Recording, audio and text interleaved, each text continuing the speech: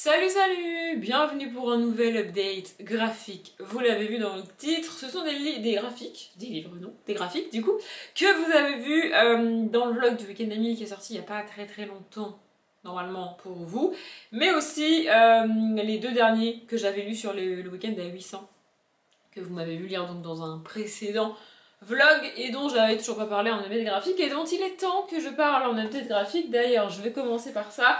C'est d'ailleurs que des livres, que des graphiques, donc que j'ai emprunté à la bibliothèque. Ça change pas grand chose pour vous, mais juste à chaque fois je vous dirai si je vais les acheter ou pas, parce que oui, ça peut paraître bizarre et mes potes trouvent ça chelou, pour vous donner un ordre d'idée. Ils trouvent ça chelou que j'emprunte des graphiques à la bibliothèque justement parce que je les paye pas et qu'ensuite j'aille les acheter juste pour les avoir dans ma bibliothèque alors que je les ai déjà lus. Ouais, les gens qui lisent pas, ils trouvent ça chelou. Il y a même des gens qui lisent, qui trouvent ça chelou. Mais j'espère que vous qui me regardez, vous comprenez. Mais bref, il y a certains graphiques que je lis et que j'aime, que je vais pas forcément relire, mais que je veux avoir dans mes bibliothèques. Parce que collectionner des livres, ça prend de la place, comme le dit Pikitty qui a déménagé il y a pas longtemps. Mais c'est cool, tu vois. Enfin bref. Les deux premiers, donc, c'est la fin de la saga Aliénor Mandragore de Séverine Gauthier et Thomas Laboureau. Donc c'est les tomes 4 et 5. Le tome 4, Le chant des Korrigans. Et excusez-moi, j'ai fait tomber mon livre. Je disais, le tome 5, Le Val sans retour. Voilà, j'ai adoré cette saga. Vraiment, je crois même que j'ai déjà trouvé le tome 2 ou le tome 1, je sais plus. J'ai déjà commencé à acheter cette saga parce qu'évidemment, comme il n'y a pas d'urgence à les acheter, il n'y a jamais d'urgence d'acheter des livres, vous me direz, mais bref, il n'y a pas vraiment d'urgence, vu que je les ai déjà lus, je vais tenter de tous les trouver d'occasion, donc ça prendra le temps que ça prendra. Merci pour cette chanson dans la tête Audrey, c'est super. Si vous l'avez pas, c'est normal, hein, c'est mon cerveau qui fonctionne comme ça. Bref, donc ça prendra le temps que ça prendra, mais je finirai par avoir la saga dans ma bibliothèque, et on est sûr que la série est terminée, puisque c'est écrit en gros, là, voilà. Dernier épisode, c'est écrit en gros. Donc voilà, dans cette saga, on suit donc Aliénor Mandragore, qui est cette jeune fille, et qui est la fille de Merlin, le druide. Donc Merlin l'a élevée pour qu'elle devienne druide à son tour, enfin druidesse, ce qui est assez cool parce que on est à une époque, alors Moyen-Âge, Renaissance, on ne sait pas trop, peut-être même bien avant avec Arthur, Uther, Pendragon, machin, bidule, tout ça. Vous voyez, la fée Morgane, tout ça, on est dans cet univers-là de fantasy, donc on pourrait s'attendre, comme les gens de fantasy aiment bien le faire, à un monde extrêmement misogyne parce que c'est de la fantasy. Vous voyez, mais c'est pas le cas. Voilà, Merlin forme sa fille pour qu'elle devienne son successeur, sa successeuse, je ne sais pas, successrice, enfin, je ne sais pas comment on dit féminin, c'est un problème, mais bref. Donc il la forme pour qu'elle devienne druide, sauf que elle, ça la gonfle, les druides, les machins, les trucs. Le soleil joue à cache-cache, excusez-moi, mais voilà, bref. Donc elle, ça commence à la gonfler, les druides, les machins, les trucs, et dans le tome 1, Merlin va mourir. C'est le titre du tome 1, ce n'est pas un spoil, le tome 1 c'est Merlin est mort, vive Merlin. Voilà. Bref, donc son père meurt à Aliénor et elle se retrouve un peu perdue, un peu démunie. En plus, c'est un petit peu de sa faute, mais en même temps, c'est pas vraiment sa faute. Et elle va, au fur et à mesure des tomes, découvrir que certes, elle est destinée à reprendre le flambeau de son père et à devenir druide, mais que peut-être, par sa mère ou par d'autres gens, elle va hériter d'autres choses et être formée à autre chose, et que peut-être elle pourra être druide plus quelque chose d'autre. Au fil des tomes, elle devient aussi amie avec Arthur, comme je l'ai dit, on est dans cette un petit peu vague arthurienne et tout, avec la fée Morgane, comme je l'ai dit aussi. Voilà, c'est un peu cet univers-là, mais on suit vraiment Aliénor, ça part pas en truc arthurien à la Marion Zimmer Bradley, par exemple. Vous voyez ce que je veux dire? Enfin, je sais pas si vous voyez ce que je veux dire, mais en tout cas, j'ai absolument adoré cette saga. Encore une fois, j'aurais adoré découvrir Aliénor quand j'étais petite. Vraiment, ça aurait été trop cool, mais la découvrir maintenant, c'est pas mal aussi. Et donc, je passe au graphique que vous m'avez vu lire dans le vlog du week-end à 1000, et je commence par la trilogie Rose. Le soleil joue toujours à cache-cache, en fait, pas gaffe, il va gagner probablement, enfin bref. Donc, la trilogie Rose de Valérie Vernet, Émilie Alibert et Denis Lapierre. Voilà, du coup j'ai emprunté les 3 tomes d'un coup à la bibliothèque. Je l'ai expliqué dans le vlog du week-end à 1000. En fait, il y a un élastique, d'ailleurs il va falloir que je le retrouve pour les ramener à la bibliothèque. Il y a un élastique autour des 3 et à la bibliothèque tu peux prendre les 3 tomes ou rien. Et les 3 tomes, ça fait un seul emprunt. Donc du coup, j'ai pris les 3. Et en vrai, je suis contente d'avoir pris les 3. Bon, parce que j'ai aimé le tome 1 et du coup, j'ai lu la trilogie en entier. Mais j'ai bien aimé, vraiment, j'ai trouvé ça très cool. Je l'ai dit dans le vlog, je le répète ici. Pour le Pumpkin, c'est parfait. Genre, vraiment, pour le Pumpkin, c'est parfait. On y parle de fantômes. Il y a une notion d'enquête. J'ai dit une bêtise dans le vlog d'ailleurs.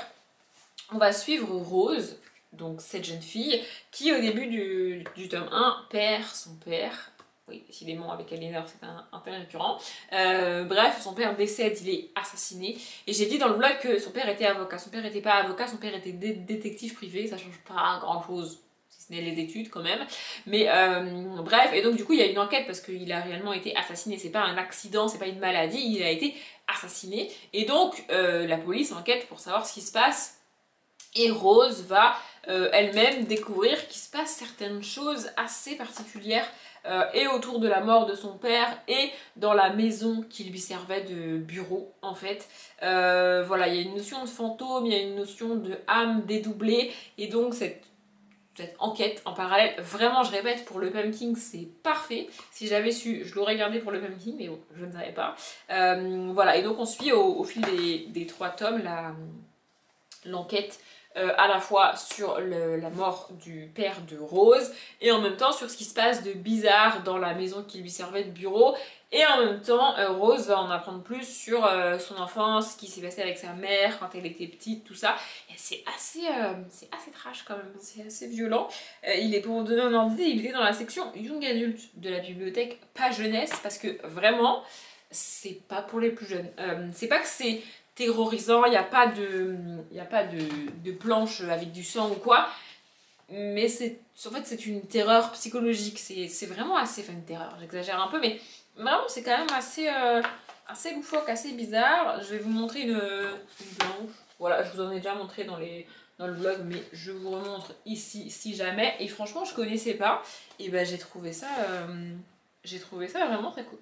Ensuite, toujours sur ce week-end à 1000, donc, j'ai lu une BD, et alors pareil, dans le vlog du week-end à 1000, j'ai dit le mauvais titre. Genre, j'ai pas le bon titre que j'ai dit.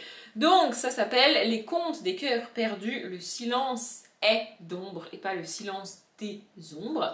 Bref, de Loïc Clément et illustré par Sanoé. Et j'ai pas vraiment aimé cette BD. En fait, c'était pas... c'est presque un conte philosophique dans la manière dont c'est construit et dans la manière dont c'est écrit. Ça m'a beaucoup rappelé Timothée de Fombelle, les écrits de Timothée de Fombelle, ce qui n'est pas en soi négatif parce que j'adore Timothée de Fombelle, il est vrai, mais en fait c'est pas ce que je m'attendais à trouver dans cette BD et du coup j'ai été perturbée et le problème c'est que c'est tellement rapide à lire que j'ai pas eu le temps de me remettre du fait que j'étais perturbée pour réellement apprécier l'histoire. Vous voyez ce que je veux dire ? Mais l'histoire en soi est vraiment très cool, est vraiment très belle et les illustrations sont absolument magnifiques. Je les ai montrées en vlog, je vous montre une autre planche ici, mais j'adore, je trouve ça absolument magnifique. Bref, en gros, on va suivre un petit garçon qui était dans un orphelinat. L'orphelinat a brûlé, tous les enfants ont réussi à sortir, sauf lui. Donc il est malheureusement décédé dans cet incendie. Et ensuite, en gros, on suit l'âme de ce petit garçon qui erre dans le monde. C'est une espèce de... ouais, comme un conte philosophique, vraiment.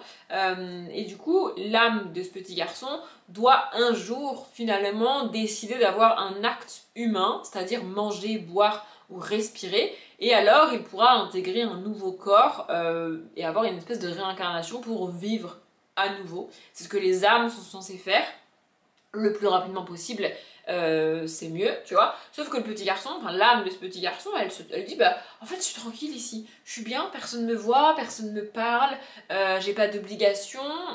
Voilà, c'est un petit garçon timide, très réservé, et du coup se retrouver tout seul sans être obligé de parler à des gens et de sociabiliser, ça le rassure en fait, et il aime bien. Et du coup il va rester dans cet état d'âme errante pendant tout le bouquin, et c'est ça qu'on suit, ses pensées, ses évolutions, ses espèces de voyages.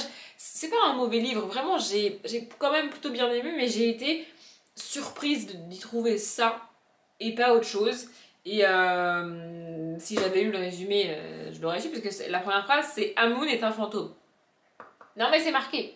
C'est pratique de lire le résumé de temps en temps, mais encore une fois, je ne lis jamais les résumés. Ça m'a pas empêché de lire le bouquin et de l'apprécier quand même. Peut-être pas autant que si j'avais su de quoi on allait parler, et que si j'avais su, français, je sais pas, qu'on n'avait pas de bulle en fait. Il n'y a pas d'interaction, c'est tout le but du livre. Le petit fantôme n'a pas d'interaction avec les gens et c'est ce qu'il aime et c'est pour ça qu'il reste un fantôme. Du coup, on n'a que des cases de narration et pas des bulles de dialogue. Vous voyez ce que je veux dire? Pas si vous voyez ce que je veux dire, mais bref. Je connaissais pas du tout. A priori, vu que en haut c'est marqué les contes des cœurs perdus, je suppose qu'il y en a d'autres dans cette collection-là. Je ne sais pas. Mais s'il y en a d'autres et que je tombe dessus à la bibliothèque, peut-être que je les prendrai. Pour le dernier graphique de cette update, j'avais le choix parce que du coup j'ai lu plus de graphiques sur le week-end d'Amil que je ne vous en montre dans cette update parce que je les montre 4 par 4 dans les updates et du coup il m'en reste d'autres. Et j'ai hésité à me laisser un peu plus de temps pour mettre mes idées en ordre pour celui-là. Et finalement je me suis dit que c'était mieux si je le faisais maintenant plutôt que d'attendre que je perde le peu de souvenirs que j'en ai et le peu de cohérence que j'ai dans mon avis. Donc, le dernier pour aujourd'hui, c'est D'ombre et de feu de Agnès Demergue et Hélène Canac. C'est marqué en bas, c'est par l'autrice de Entre neige et loup. Donc, Entre neige et loup et D'ombre et de feu, c'est deux BD que j'ai vu passer sur plusieurs chaînes Booktube. Et du coup, pareil, quand je l'ai vu à la bibliothèque, je me suis presque jetée dessus. Je dois bien l'avouer. Et en fait, j'ai trouvé ça extrêmement bizarre. On va suivre une jeune fille, ou plutôt une jeune kitsune. Déjà, le premier truc qui m'a perturbée, c'est qu'elle a pas de nom. C'est une kitsune et elle s'appelle Kitsune. C'est comme si je m'appelais humaine, tu vois. Enfin, genre... Enfin, pas prendre la peine de donner un nom à ton personnage principal. Bref, chacun ses choix. Bref, donc on va suivre cette jeune fille qui se balade dans la forêt au début du livre. Et les animaux la préviennent qu'il s'est passé un drame. Son village a brûlé et toute sa famille, tous les gens du village sont morts. Donc elle est toute seule, premièrement, elle est orpheline, deuxièmement, et ensuite elle est la dernière de son espèce. Il n'y en a pas d'autre. Voilà, on va suivre ça. Et du coup, il est question de vengeance pour la jeune fille, mais en même temps, ça reste une petite fille, du coup... En fait, c'est un peu vendu comme une vengeance mignonne, mais il n'y a pas de vengeance mignonne. Enfin, je veux dire, c'est une vengeance comme une autre, tu vois. Et elle va enlever le fils du responsable de l'incendie pour le faire payer. Je trouve ça horrible. Vraiment, si tu veux te venger de quelqu'un, si tu veux faire payer quelqu'un, pas de souci, mais tu t'en prends directement à la personne. Tu vas pas t'en prendre à quelqu'un qui l'aime ou qu'elle aime pour lui faire du mal. Cette personne-là n'y est pour rien, enfin... Bref, donc voilà, on suit ça. Et aussi, ce qui m'a perturbée, ce que j'ai pas réussi à expliquer dans le vlog, c'est qu'en fait, on parle ici de légendes japonaises principalement, et c'est un univers avec lequel je suis pas du tout familière, c'est quelque chose qui m'attire absolument pas. Peut-être même que si j'avais su que c'est de ça qu'on allait parler, je ne l'aurais pas appris, je ne l'aurais pas lu, parce que vraiment, toutes ces notions-là de légendes japonaises, c'est pas un truc qui m'intéresse, c'est pas un truc qui me tente, vraiment j'ai pas envie de lire tout ça. Et là, les autrices, enfin en tout cas l'autrice, suppose que tu sais déjà, je pense, quelques trucs sur ces légendes-là, or c'est pas mon cas. Et du coup, je pense qu'il y a des choses à côté desquelles je suis passée, ça doit être français, parce que j'ai pas ces références-là, j'ai pas ces notions-là. Il y a des planches très belles mais je pense que j'ai pas tout compris. Honnêtement, je pense que j'ai pas tout compris. C'est une BD aussi très longue. La fin est très belle, la fin est très chouette. Mais je l'ai dit en vlog, les 2-3 dernières planches ne rattrapent pas les 90 précédentes. Parce qu'on est sur une BD de plus de 90 pages, ce qui est quand même assez rare. Donc ça a demandé beaucoup de travail, je n'en doute pas. Mais je pense que je suis passée à moitié à côté. Voilà. Et je disais donc en le feuilletant, parce que je m'en suis rendu compte, on a des planches... très lumineuse, très belle. J'essaye d'en trouver une que j'ai envie de vous montrer, mais évidemment je ne trouve pas, sinon c'est pas drôle. Voilà, on a des planches comme ça, des planches normales, on va dire, c'est-à-dire dans le monde normal, c'est très lumineux, c'est très rouge, ça fait très automnal.